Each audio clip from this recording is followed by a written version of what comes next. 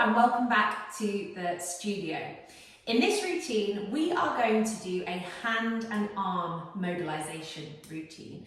And this sounds weird, I'm really into hands and palms of the hands and fingers at the moment. So both through a combination of a course I'm doing about fascia, which is basically sort of teaching me about how important hands are. I knew they were important, but I'm just a little bit more educated on it now. And how the fascia of your hands directly links through the backs of your arms, your triceps, your lats, and down into your pelvis. So if you're not moving your fingers properly, you're actually not moving your pelvis properly. It's a little bit like the same thing with the feet. The plantar fascia of the feet are directly connected, well, all the way to the jaw, but especially through the hips and pelvic area. So if your feet and toes aren't moving properly, your hips and pelvis can't move properly. It's the same thing with the hands.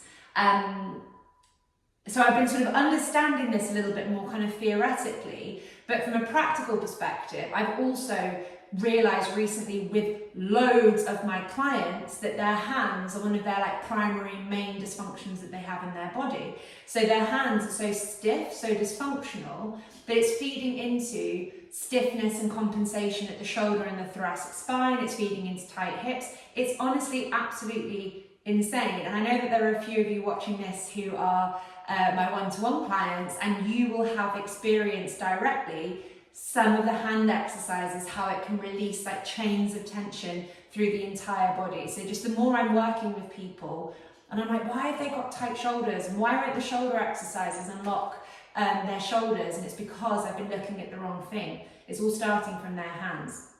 So sorry, you know I like to talk, but obviously what we're doing a lot of nowadays is kind of limply, but also stiffly holding devices in our hands. So we've got that just miniature claw thing going on. When we're tapping away on our phone like that, we kind of have our phone as a cradle and using our thumbs or whatever. And then we're doing the same position with our hands turned over like this when we're on our computers and our mouses and things. So we've just got this curved position of the hand, which is neither weak nor strong. We're not fully relaxing our hand in that moment and kind of stretching it out and creating all of that space across the palm and through the fingers, like this type of position. But nor are we actively engaging our hands into fists. So we've got this juxtaposition that we have these very limp, weak little hands. And it's in my opinion, it's hands that have probably created humankind in the way that we know it, because without the dexterity and power of our hands, we would never have made tools and made fire and just become the more sophisticated mammals that we are. It's through the things that we have created with our hands that humankind has come on so far in the last 4,000, 10,000 years, as tools have become more sophisticated. And so if we lose this strength at our hands, what's going to happen? Not only are we going to become in pain, as I'm experiencing with lots of my clients, and get really tense and tight, but we're just not going to be able to do things with our hands in the same way. And that's really I'm really on my soapbox here, but this is really what all of my work is about. It's about restoring humanity back to the human body.